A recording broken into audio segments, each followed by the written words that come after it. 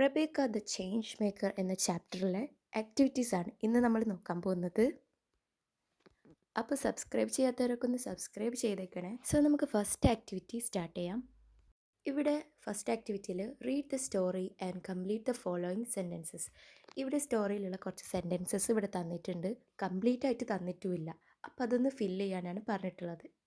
അപ്പോൾ നമ്മുടെ ഈ സ്റ്റോറിയിലുള്ള സെൻറ്റൻസസ് തന്നെയാണ് കേട്ടോ ഇവിടെ തന്നിട്ടുള്ളത്. The first one is Rebecca ask her teacher why there have been so little rain. The second one is trees are being cut down and used to make buildings. Third one is the president asked his countrymen to plant trees outside their home. Fourth one is we would like to thank Rebecca for helping us learn and make a change. സെക്കൻഡായിട്ട് റബേക്കയുടെ ഫാമിൻ്റെ 2 kinds of pictures നമുക്കിവിടെ തന്നിട്ടുണ്ട്. അപ്പോൾ before the ഡ്രോട്ടും after the ഡ്രോട്ടും ആണ്. അപ്പം before the drought already ഇവിടെ ഉണ്ട്. അപ്പം നമുക്ക് എഴുതേണ്ടത് ആഫ്റ്റർ ദ ഡ്രോട്ടാണ്, അതായത് വരൾച്ചയ്ക്ക് ശേഷം അവിടെ ഉണ്ടായ കാര്യങ്ങൾ നമുക്ക് എഴുതാം. When the drought came Rebecca's farm become dried. It was completely destroyed. All the trees without the water. There are no animals in that farm. The place become desert. അപ്പോൾ ഇതിൽ പറയുന്നത് വരൾച്ച വന്നതോടുകൂടി റബേക്കയുടെ ഫാം നല്ലോണം എന്തായിപ്പോയി, ഡ്രൈ ആയി, ആകെ നശിച്ചു പോയി, ഉണങ്ങി വറ്റി വരണ്ടു പോയി. മരങ്ങൾക്കൊന്നും വെള്ളം കിട്ടിയില്ല. അതുപോലെ തന്നെ അവിടുത്തെ ആനിമൽസൊക്കെ എന്താ പറഞ്ഞാൽ അവിടെ നിന്ന് പോവുകയാണ് ചെയ്തിട്ടുണ്ടായിരുന്നത്. അവിടെ ഒന്നും മറ്റേ ആനിമൽസ് നമുക്ക് കാണാൻ കഴിഞ്ഞില്ല, അത്രയും ചൂടുകൊണ്ട്. അതുപോലെ തന്നെ അതൊരു മരുഭൂമി പോലെ ആയിപ്പോയി എന്നാണ് പറയുന്നത്. അപ്പോൾ നമുക്ക് ആ പിക്ചറിൽ തന്നെ അത് കാണാം. അപ്പം ആ പിക്ചറിൽ കാണുന്ന തന്നെ നിങ്ങൾക്ക് എഴുതിയാലും മതി കേട്ടോ. സോ ദ നെക്സ്റ്റ് ആക്ടിവിറ്റി ഒരു ഗ്രാമർ റിലേറ്റഡ് ആക്ടിവിറ്റി ആണ്.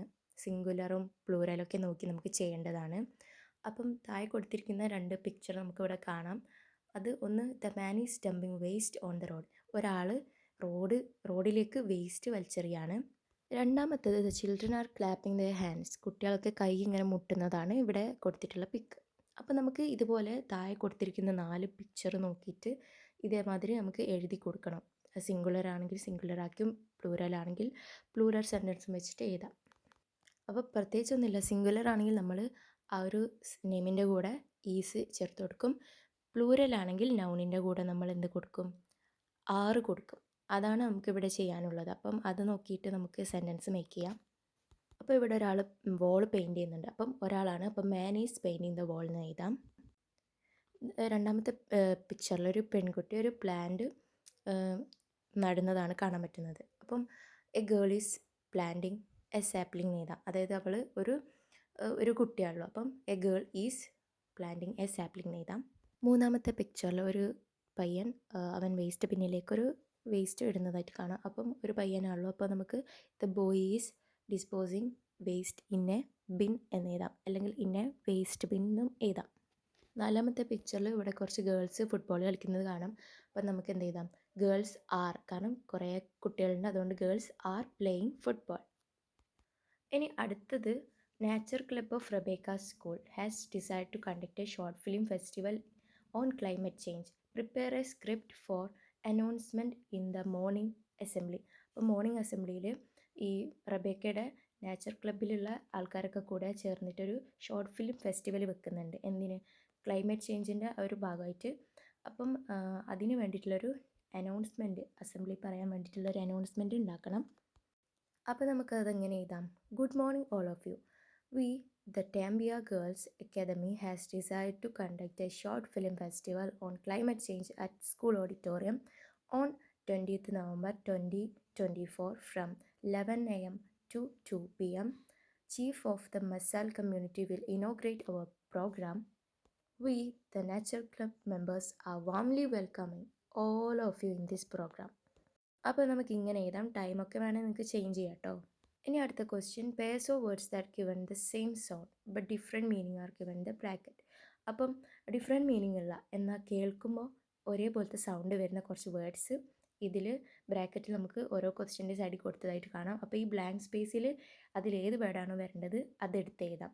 ആ ബ്ലാങ്ക് സ്പേസിൽ ഏത് വേർഡാണ് വരേണ്ടതെന്ന് അറിയണമെങ്കിൽ നമ്മൾ ആ ഒരു ക്വസ്റ്റ്യൻ ഒന്ന് റീഡ് ചെയ്ത് നോക്കുക, എന്നിട്ട് അതിന് മാച്ചാണെന്ന് നമുക്ക് എടുത്ത് എഴുതാം. So first question, this dash we did not get sufficient rain. അപ്പോൾ ഈ ഒരു ഇതിൽ നമുക്ക് റെയിൻ കിട്ടിയിട്ടില്ല. അപ്പം ബ്രാക്കറ്റിൽ ഇയറും ഉണ്ട് ഇയറും ഉണ്ട്. അപ്പം വർഷത്തിലല്ലേ റെയിൻ കിട്ടിയിട്ടില്ല എന്ന് പറയാം. അപ്പം ഇയർ എഴുതി കൊടുക്കാം.